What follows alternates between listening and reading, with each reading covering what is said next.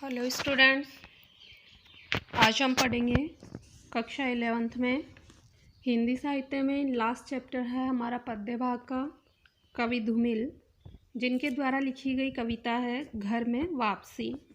तो सबसे पहले तो हम कवि परिचय देख लेते हैं। जो धूमिल है, इनका जन्म 1936 में और निधन 1975 में हुआ। सुदामा पांडे धूमिल का जन्म वाराणसी के पास ही खेवली नामक गांव में हुआ था। हाई स्कूल पास करके वे रोजी रोटी की फिक्र में चल पड़े।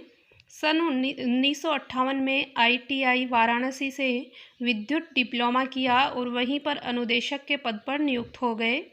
असमय ही ब्रेन ट्यूमर से धूमिल की मृत्यु हो गई। धूमिल की अनेक कविताएं समकालीन पत्र पत्रिकाओं में बिखरी पड़ी हैं, कुछ तो अभी तक अप्रकाशित भी हैं। संसद से सड़क तक, कल सुनना मुझे और सुदामा पांडे का प्रजातंत्र उनके काव्य संग्रह हैं। धूमिल को मरणोपरांत साहित्य अकादमी पुरस्कार से सम्मानित किया गया। धूमिल के काव्य संस्कारों के भीतर एक खास प्रकार के गंवाईपन है, एक भद्देसपन जो उनके व्यंग्य को धारदार और कविता को असरदार बनाता है। उन्होंने अपनी कविता में समकालीन राजनीतिक परिवेश में जी रहे जागरूक व्यक्ति की तस्वीर पेश की है और 1960 के बाद के मोहभंग की प्रभावशाली ढंग से अभिव्यक्ति की है। संघर्षरत मनुष्यों के प्रति धूमिल के मन में अगाध करुणा है। उन्हें ऐसा लगता है कि समकालीन परिवेश इस करुणा का शत्रु है, इसलिए उनकी कविता में यह करुणा कहीं आक्रोश का रूप धारण कर लेती है तो कहीं व्यंग्य और चुटकुलेबाजी का।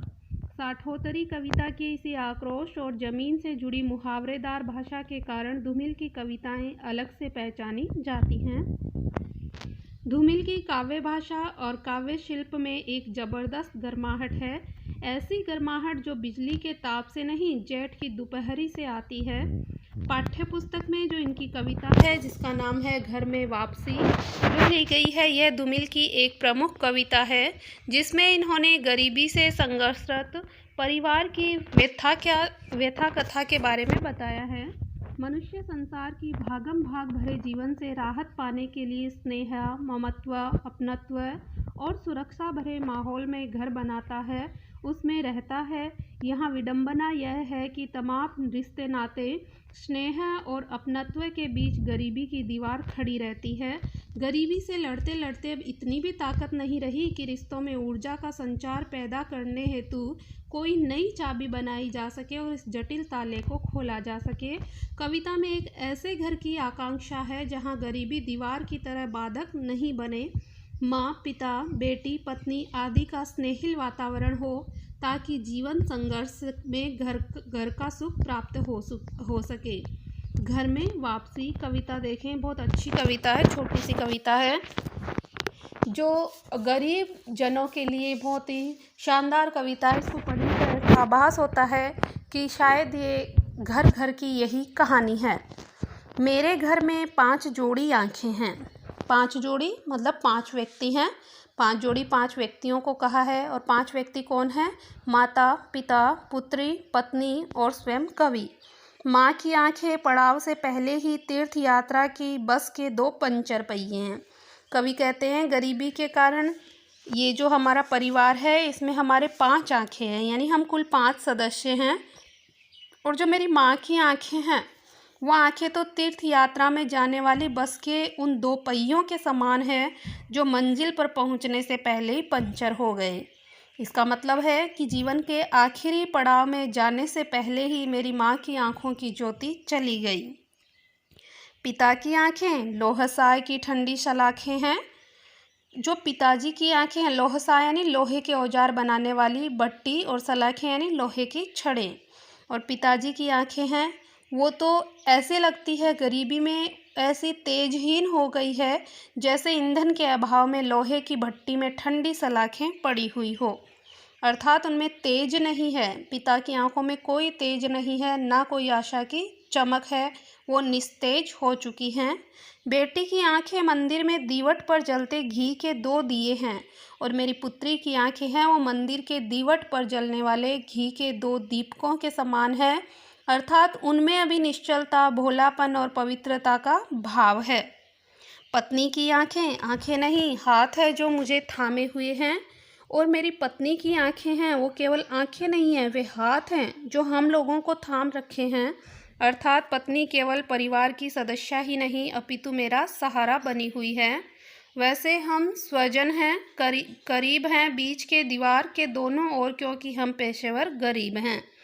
कवि कहता है कि उसी ने मुझे और मेरे परिवार को गरीबी और टूटने से बचाया रखा है। उसकी आंखों में निस्वार्थ प्रेम है जो मेरे लिए सहारा बना हुआ है। वह मुझे आर्थिक संकटों से जूझने में मदद करती है। हम परिवार में तो 5 सदस्य हैं और एक दूसरे के निकट भी हैं, लेकिन हमारे बीच में गरीबी की दीवार बन चुकी है। इस गरीबी के कारण ही हमारे पारिवारिक रिश्ते बुझ गए हैं। हम पेशेवर गरीब हैं, अर्थात हमारे पास धन का अभाव है, जिसके कारण एक साथ में रहते हुए भी हम एक दूसरे से अलग अलग रह रहे हैं। रिश्ते हैं लेकिन खुलते नहीं हैं। कवि कहते हैं कि हमारे रिश्ते हैं लेकिन खुलते नहीं हैं, अर्थात रिश्तेदारी में हम एक दूसरे से बंधे हुए हैं। हम एक दूसरे के एक ही परिवार के सदस्य हैं लेकिन खुलते नहीं हैं, लेकिन आपस में खुलकर बातें नहीं कर पाते हैं। अर्थात हमारे परिवार के रिश्तों में खुलापन नहीं रह गया। हम एक दूसरे के साथ में सुख और दुख की चर्चा भी नहीं कर सकते, और हम अपने खून में इतना भी लोहा नहीं पाते कि हम उससे एक ताली बनवाते और भाषा के भुनासी ताले को खोलते।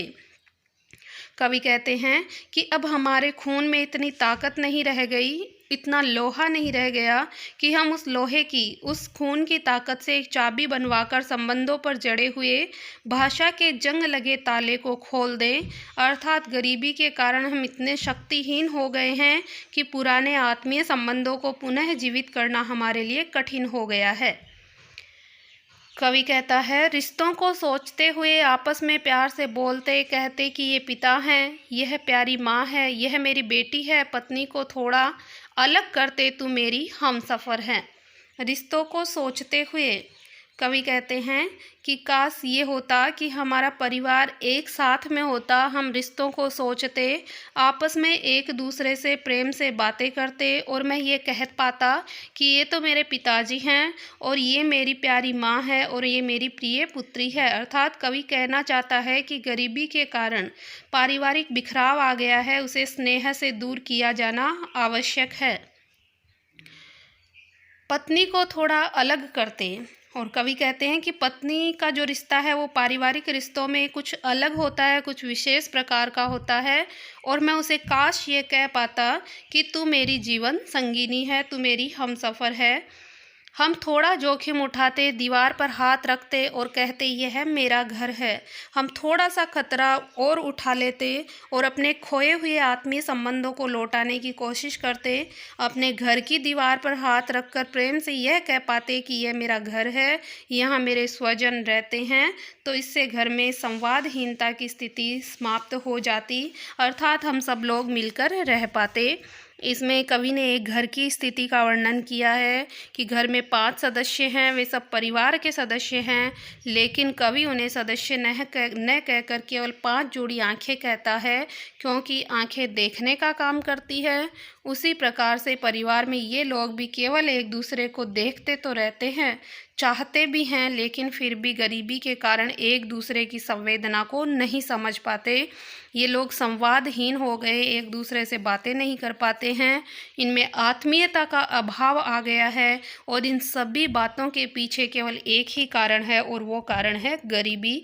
तो कवि ने ये छोटी सी कविता प्रस्तुत की है, जिसके माध्यम से हम सब भारतीय संस्कृति के लोगों को समझाया गया है। Thank you.